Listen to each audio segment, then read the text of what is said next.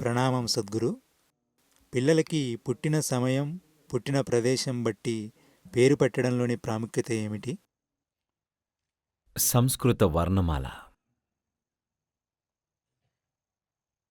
సృష్టి గురించిన ఒక రకమైన అవగాహన నుంచి వచ్చింది. ఎందుకంటే ఈ భాష మాట్లాడుకోవడం కోసం సృష్టించబడలేదు. ఇది మాట్లాడుకోవడం కోసం కల్పించి సృష్టించిన భాష కాదు. ఇది ఈ ఉనికిని పరిశీలించడం ద్వారా గ్రహించిన భాష. ఇది పరిశీలన నుండి రూపొందించిన భాష, ఊహ నుండి రూపొందిన భాష కాదు. ఎన్నో విధాలుగా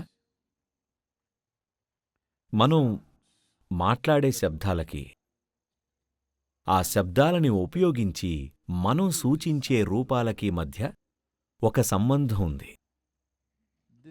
మంత్రం అంటే ఇదే. మంత్రం అంటే ఒక శబ్దం, స్వచ్ఛమైన శబ్దం.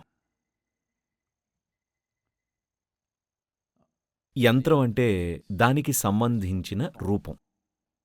ఇది అర్థం చేసుకోవాలంటే మీకు భౌతిక శాస్త్రం గురించి కొంచెం తెలిస్తే, కనీసం హైస్కూల్లో ఫిజిక్స్ చదివి ఉంటే ఖచ్చితంగా ధ్వని గురించి ఒక 2 పేజీల చాప్టర్ అన్నా ఉండే ఉంటుంది. ఒక శబ్దాన్ని, ధ్వనిని కొలిచే పరికరం ఆసిలోస్కోప్లోకి పంపిస్తే ఆ ధ్వని యొక్క పౌనఃపున్యం, తీవ్రత ఇంకా ఇతర అంశాలను బట్టి ప్రతిసారి అది ఒక ప్రత్యేకమైన రూపాన్నిస్తుంది. అంటే ప్రతి శబ్దానికి ఒక రూపం ఉంటుంది. అలాగే ప్రతి రూపానికి ఒక శబ్దం ఉంటుంది. బిడ్డ పుట్టినప్పుడు సౌర వ్యవస్థలో జ్యామితి ఏ స్థితిలో ఉంది అన్నదాన్ని బట్టి solar system. నిజానికి మరింత పెద్ద విశ్వాన్ని పరిగణలోకి తీసుకునే విధానం కూడా ఉంది, కానీ అది మరీ క్లిష్టం. కనీసం సౌర వ్యవస్థలో జ్యామితి ఏ స్థితుల్లో ఉంది అన్నదాన్ని బట్టి ఇది నిర్ణయిస్తారు. ఈ శబ్దం ఉత్తమం, ఈరోజు ఈ సమయంలో పుట్టిన వ్యక్తికి అని. దీనికి ఒక శాస్త్రీయమైన ఆధారం ఉంది. అయితే కొంత వెసులుబాటు కూడా ఉంది. ఎందుకంటే సంస్కృత వర్ణమాలలో 54 అక్షరాలు ఉన్నాయి. ఈ అక్షరాలను వందల కొద్దీ ఉపశబ్దాలుగా విడగొట్టచ్చు. ఈ ఉపశబ్దాల ద్వారా పేర్లు పెట్టడం చాలా క్లిష్టమైన పని. అయితే పేరు మార్చే విషయంలో వారికి బ్రహ్మచర్యం లేదా సన్యాసం ఇచ్చేటప్పుడు, వారి పేర్లు మార్చేటప్పుడు మేము మరింత జాగ్రత్త తీసుకుంటాం.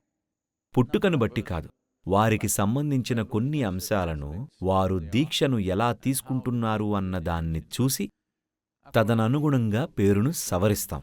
తద్వారా ఆ పేరు లేదా ఆ శబ్దం వారికి మ్యాచ్ అయ్యేలా చూస్తాం. పేరు యొక్క అర్థం కాదు, అర్థం ఇక్కడ ముఖ్యం కాదు, ఎందుకంటే ఆ అర్థాన్ని మనం కల్పించుకోవచ్చు. ఇక మీ బిడ్డకి పేరు ఎలా పెట్టాలంటే, మీరు ఆ పేరు పిలిచిన ప్రతిసారి అతనిలో ఏదో ఒకటి సడలించబడాలి. కానీ అతనికి అనిరుద్ అని పేరు పెడితే, తను దేశం దాటి వెళ్ళినప్పుడు, లేదా ఈ రోజుల్లో దేశంలోనే ఉన్న బెంగుళూరు వెళ్ళినా అక్కడ యాండీ అని పిలుస్తారు. Okay.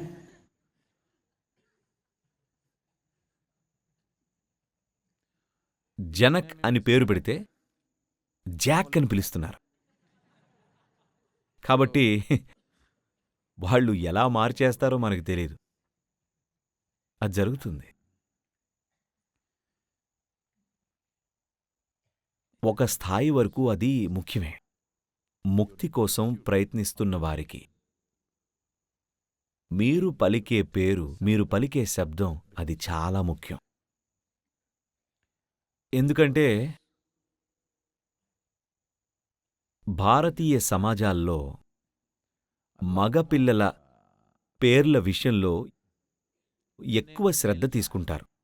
ఆడపిల్లల కంటే కూడా. ఎందుకంటే ఇది స్త్రీ పురుష వివక్ష కాదు. ఎందుకంటే మగ పిల్లలతో జీవితాంతం ఉండాలి.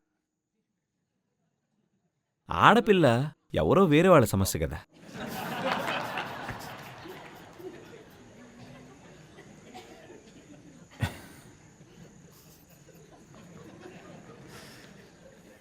మీరు చనిపోయేంత వరకు తను మీతోనే ఉంటాడు కాబట్టి మీరు చనిపోయే సమయంలో మీ కొడుకుని పిలవాలంటే శివా అని పిలుస్తారు.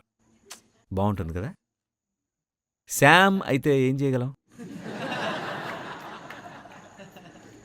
తల్లిదండ్రులు ప్రాధాన్యత ఇస్తారు. ఎందుకంటే మేము ఎప్పుడు కొడుకు తన పేరుని తరచుగా ఉపయోగించకపోవచ్చు, కాని మేం మాత్రం ఈ పేరుని మాటిమాటికి పలుకుతాం. కుటుంబానికి ఏది సరిపోతుందో చూద్దాం అనుకుంటారు. అయితే ఆడపిల్లల విషయంలో ఏం పేరు పెట్టాలో తెలీదు. ఎందుకంటే ఆమె ఎవరిని పెళ్లి చేసుకుంటుందో ఇంకా తెలీదు గదా. అందుకే సాధారణంగా ఆడపిల్లకు పెళ్ళైనప్పుడు పెళ్లి సమయంలో పేరు మార్చేవారు తెలుసా. 25 సంవత్సరాల క్రితం వరకు కూడా చాలామంది స్త్రీలకు పెళ్లిలో పేరు మార్చేవారు. భర్త పేరు చూసి ఇంకా అతనికి సంబంధించిన అతని జాతకాన్ని బట్టి దానికి తగ్గట్టుగా పేరు మార్చేవారు. ఇప్పుడు అది అవమానంగా భావిస్తున్నారు. నా పేరు నేనెందుకు మార్చుకోవాలి అంటున్నారు. అవసరం లేదు. ఇందుకు కారణం ప్రతిదీ దోపిడీలా మారిపోయింది. దానివల్ల ప్రతిదానికి వ్యతిరేకత వస్తుంది. For everything. సరైన పద్ధతిలో చేస్తూ ఉంటే అందరూ అంగీకరిస్తారు. న్యాయంగా సరైన పద్ధతిలో జరగనప్పుడు అది ఖచ్చితంగా సమస్య అవుతుంది.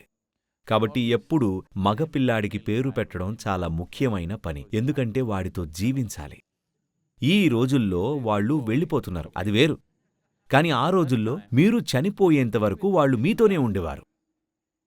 కాబట్టి ఆ రోజుల్లో ఇది ముఖ్యం. మీరు పలికే పేరు ఆ కుటుంబానికి సరిపోవడం అనేది. The geometric equation within the family.